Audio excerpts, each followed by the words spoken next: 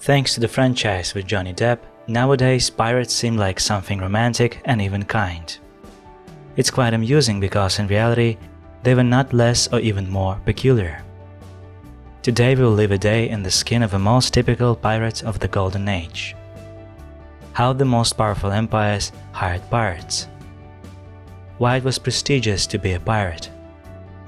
And the only pirate state in history is waiting for you in the next few minutes. Meet our guest, Markus Barbarossa Rashford.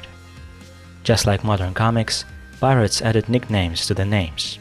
Some guys like Bartolomeo Portuguese could care less about surnames and nicknames and called themselves after countries and cities.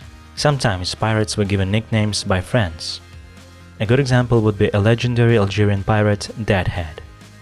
Nothing mystical about it. He was so bold that guys joked about his head being a dead desert that couldn't hold a single hair. Our Markus was called Barbarossa by his friends because of his bright red beard. Nicknames related to appearance were most widespread: tall, fat, skinny, and even hard-teethed. Pirates were called all possible names.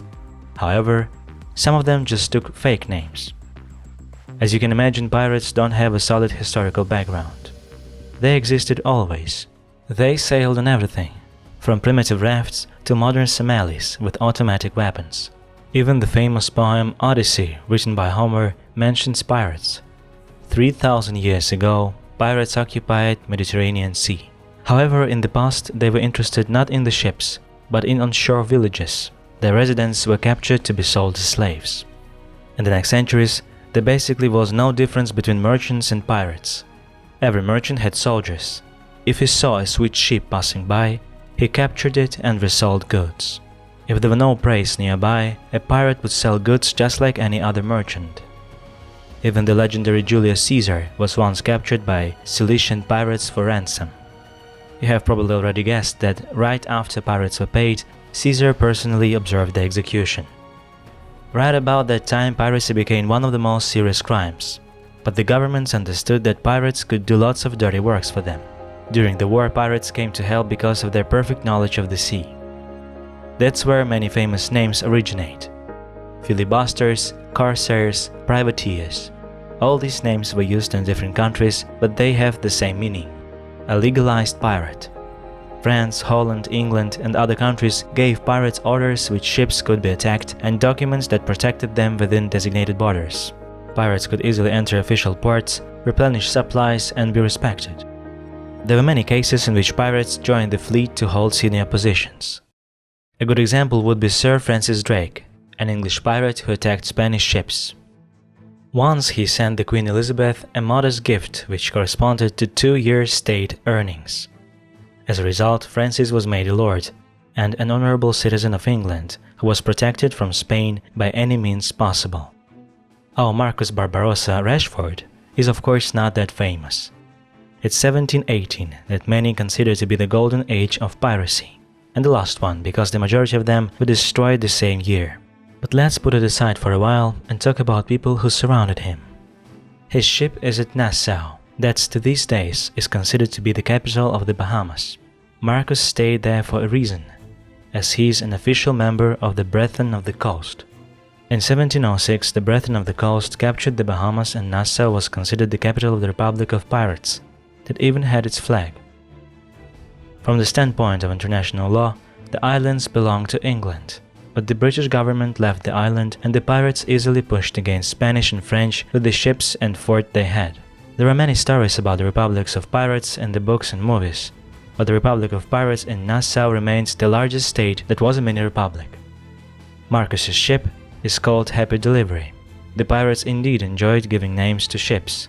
The researcher Markus Rediker analyzed the names of the ships and 18% of them had the word revenge in the title. 15% added the word hobo, 10% mentioned the royal family of the time.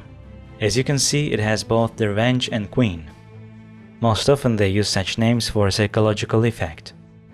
The Happy Delivery of our Markus is not an exception. It is 3 times smaller than Queen Anne's Revenge and contains only 30 men, but small size provides quicker boarding. Barbarossa and his team ram a hostile ship and start boarding. That's where delivery comes from. Quite often the enemy don't even have a few minutes to prepare for battle. To attack such a small ship from a cannon is almost impossible. Overall, the Pirates of the Caribbean managed to depict the costumes and appearance of the pirates. Most often they were covered with tattoos. Not just for fashion. In those times criminals were often branded. The Spanish branded criminals with the letter P with the crown. The French Bourbon's lilies. The English branded anchors and emblems. Markus's team mostly consists of criminals and they cover their prison brands with tattoos. Also, pirates were superstitious. There were amulets, charms, bands. Every respected corsair had something of the sort. A lead bullet was covered with silver or gold to protect from treacherous shot. A tooth of a bear helped to return home. Neptune's anchor assisted in navigation. A small battle axe ensured the victory in battle. Also, a piece of dagger or other weapon from a wound had to be carried in a pocket for protection. Also, pirates believed in astrology and carried their zodiac symbols on a chain. But the most exotic item was Blood Brother amulet. Our Barbarossa also has an amulet like this. He has a friend named Long Anthony. The meaning of the amulet is simple.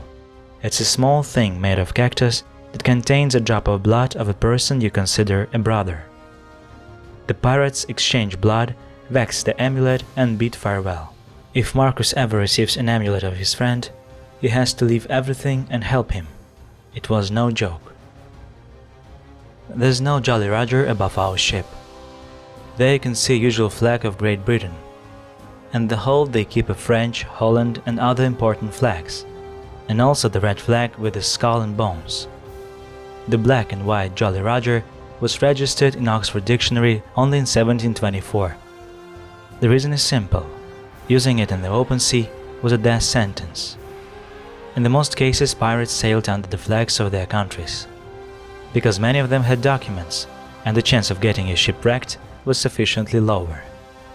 If you want to rob a French ship, it would be much easier to get closer under a French flag to take it by surprise. Only then pirates hold up one of their many flags. Each had its own purpose. You can find explanation in Captain Richard Hawking's journal. If pirates come to you under black flag, which looks like Jolly Roger, it means they are ready to surrender. But if pirates come under red flag, there is no chance for you to survive. Be ready to fight.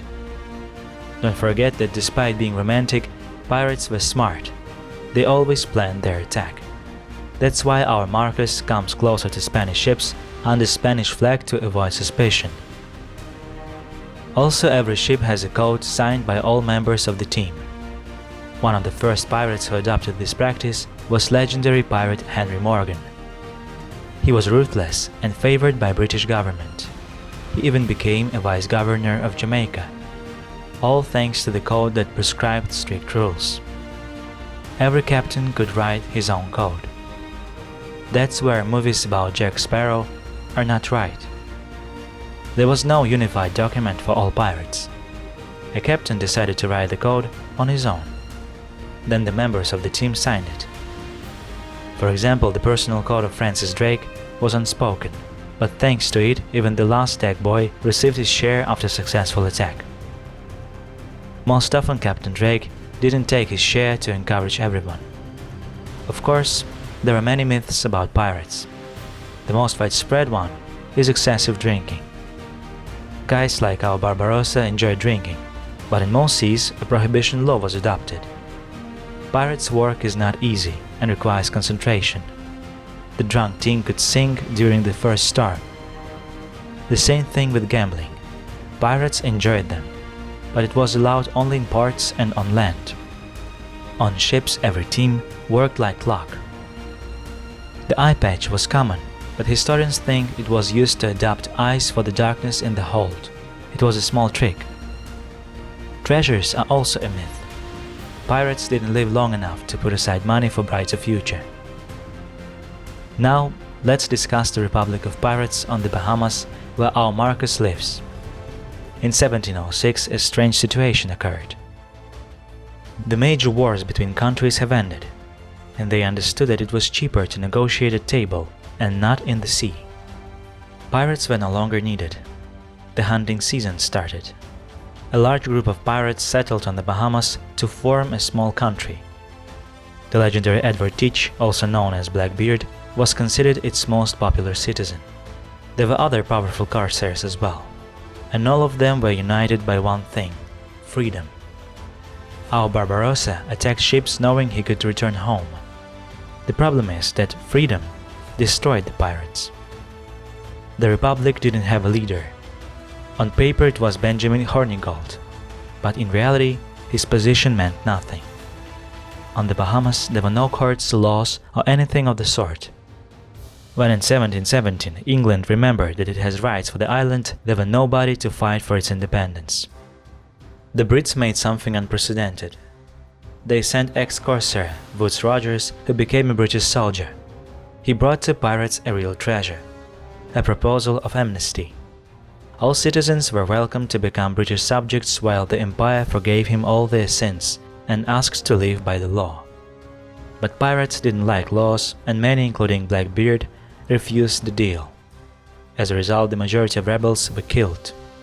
Those who survived either became subjects of the British Empire or went underground. What our Markus has decided? That's a mystery you can discuss in the comment section.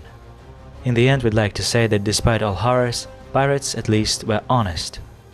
We're not talking about those animals hunting in Somalia. We're talking good old pirates who had more sense in them than some countries. For example, the team could easily banish their captain and choose a new one. Can you say the same about military ship? Of course not.